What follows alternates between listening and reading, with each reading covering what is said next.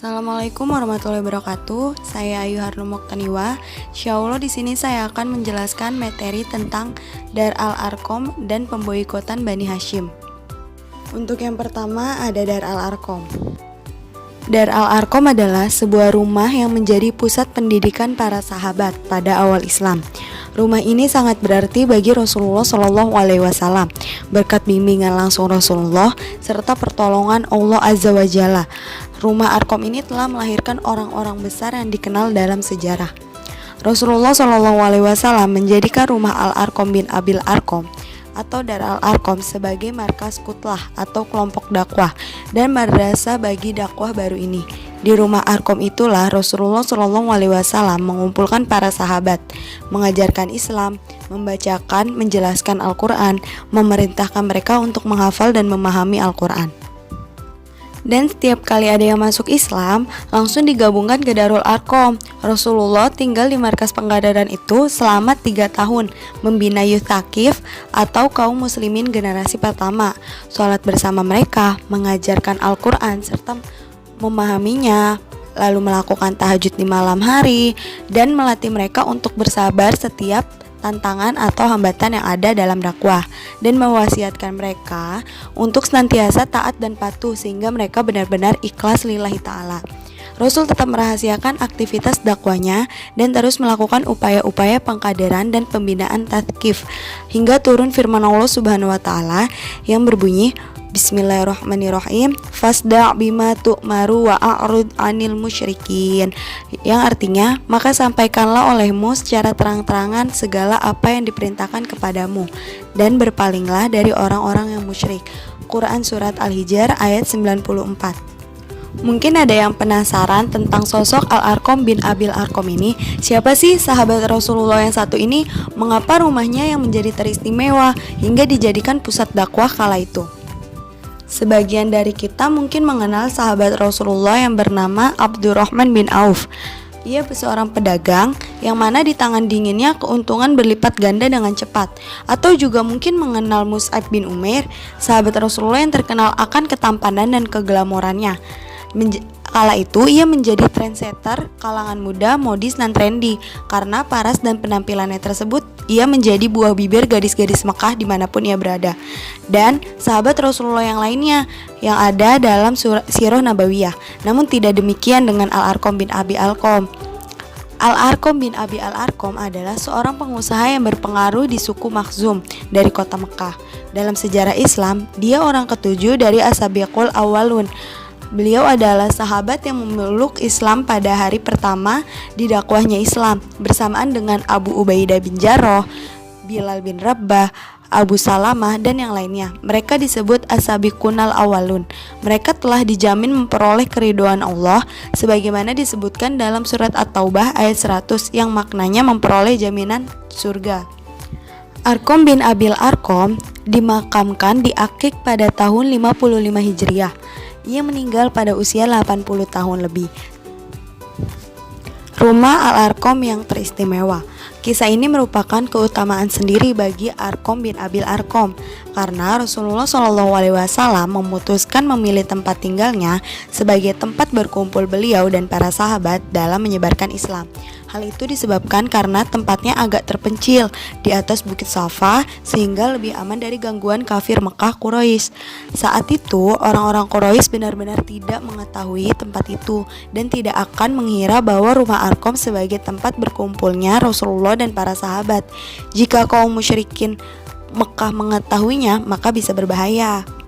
Mungkin ada yang bertanya-tanya, mengapa rumah Arqam dijadikan sebagai tempat Rasulullah Shallallahu Alaihi Wasallam dalam memulai berdakwah? Nah, alasannya untuk yang pertama, ketika Arqam masuk Islam tidak ada kaum musyrikin yang tahu. Untuk yang kedua, Arqam berasal dari suku Makhzum yang merupakan musuh keluarga besar Rasulullah Shallallahu Alaihi Wasallam, suku Hashim pada masa jahiliyah, sehingga kaum kafir tidak mencurigainya. Dan yang ketiga, Arqam masuk Islam dalam usia masih sangat muda, antara 16 tahun, sehingga kaum Quraisy tidak curiga jika Nabi berkumpul di rumah anak muda. Sebenarnya kelebihannya ada di sini. Pada ketidakterkenalnya Arkom, maka dapat dipastikan orang-orang kota Mekah pun tidak begitu peduli apa yang terjadi di dalam rumahnya. Terlebih rumahnya itu berada di pinggiran kota Mekah di Bukit Safa. Nah, dengan fakta seperti ini, maka dengan menggunakan kediaman Arkom bin Abil Arkom, tentunya akan sangat menguntungkan dalam menyebarkan dakwah awal secara sembunyi-sembunyi. Pergerakan yang dilakukan di rumahnya tidak akan mudah dicurigai oleh masyarakat, karena orang-orang tentunya tidak menyangka adanya keterkaitan Rasulullah dengan sahabat yang satu ini. Mungkin ini merupakan sebuah pelajaran yang dapat kita ambil dari sahabat Rasulullah yang satu ini. Ia merupakan salah satu orang penting dalam pergerakan, namun ia tidak memerlukan sebuah ketenaran. Perannya penting, namun tidak mengharapkan pujian. Seorang penyokong utama sebuah keberhasilan dakwah, namun riwayat hidupnya tidak tersampaikan oleh sejarah. Untuk yang kedua, ada pemboikotan Bani Hashim. Setelah Islamnya Umar bin Khattab radhiyallahu an, posisi Quraisy menjadi begitu lemah. Kaum muslimin semakin leluasa beribadah dan dakwah Islam semakin gencar. Berbagai cara dilakukan kaum kafir Quraisy untuk menahan gerak dakwah Rasulullah SAW, bagai membentur tembok besar, selalu gagal. Alih-alih berhasil, mereka justru mendapat ancaman dari pendukung Nabi Muhammad, di antaranya Abu Thalib, paman beliau. Hal ini membuat kaum Quraisy bertambah marah dan mereka pun mengumumkan suatu perjanjian yang zolim. Beberapa kabilah dari kaum Quraisy berkumpul di kediaman Bani Kinanah yang terletak di lembah Al-Masib dan bersumpah untuk memboikot Bani Hashim.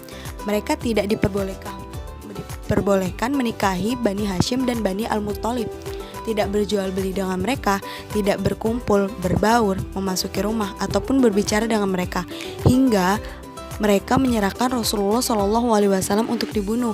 Mereka mendokumentasikan hal tersebut di atas sebuah sahifah atau lembaran yang berisi perjanjian dan sumpah bahwa kaum Quraisy selamanya akan memboikot Bani Hashim dan tidak akan berbelas kasihan terhadap mereka kecuali bila mereka menyerahkan beliau SAW untuk dibunuh.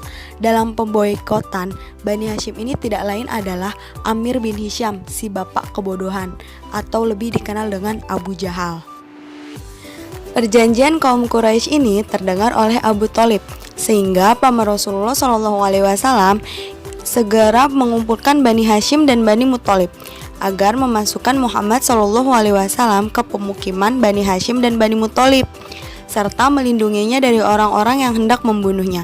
Bani Hashim dan Bani Muttalib yang sudah masuk Islam maupun yang masih dalam kekufuran dengan sukacita menyambut ajakan Abu Thalib ini. Sebagian dari mereka melindungi Rasulullah karena agama yang beliau bawa.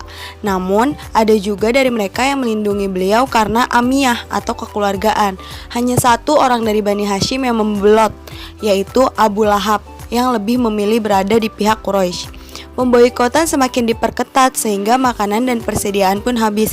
Sementara kaum Quraisy ini tidak membiarkan makanan apapun masuk ke Mekah atau dijual kecuali mereka segera memborongnya. Tindakan ini membuat kondisi Bani Hashim dan Bani Muttalib semakin kepayahan dan memprihatinkan, sehingga mereka terpaksa memakan dedaunan dan kulit-kulit.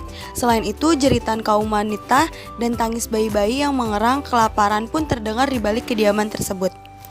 Perjanjian pemboikotan Bani Hashim berlangsung selama 2 tahun. Dalam riwayat lain ada juga yang menyebutkan 3 tahun. Barulah pada bulan Muharram tahun ke-10 dari kenabian terjadi pembatalan terhadap perjanjian tersebut. Hal ini dilakukan karena tidak semua kaum Quraisy menyetujui perjanjian tersebut. Di antara mereka ada yang pro dan ada yang kontra. Maka pihak yang kontra ini akhirnya berusaha untuk membatalkan perjanjian tersebut. Mereka adalah Hisham bin Umar bin Al-Harith, Zuhair bin Umayyah, Mut'im bin Adi, Al-Bukhturi bin Hisham, dan Zam'ah bin Al-Aswad. Di satu sisi, Allah Ta'ala mengirimkan rayap untuk memakan lembaran perjanjian tersebut yang digantungkan di dalam Ka'bah. Tidak lama setelah berakhirnya pemboikotan Bani Hashim, 2 orang yang sangat dicintai oleh Rasulullah wafat, yaitu paman beliau Abu Thalib dan istri beliau Khadijah radhiyallahu an. Peristiwa ini adalah peristiwa yang paling menyedihkan yang dialami Rasulullah dalam hidupnya, hingga beberapa ulama menyebutnya sebagai tahun kesedihan. Abu Thalib adalah paman Nabi Muhammad yang senantiasa melindungi Nabi, bahkan hingga masa pemboikotan oleh kafir Quraisy. Sayangnya, beliau wafat dalam keadaan belum memeluk Islam. Pada masa pemboikotan itu pula yang setia menemani beliau adalah Khadijah radhiyallahu an, sosok istri yang Rasulullah berumah tangga dengannya 25 tahun lamanya, dan beliau wafat dalam keadaan memeluk Islam. Baik, cukup sekian yang mungkin bisa saya sampaikan. Kurang lebihnya saya mohon maaf. Wassalamualaikum warahmatullahi wabarakatuh.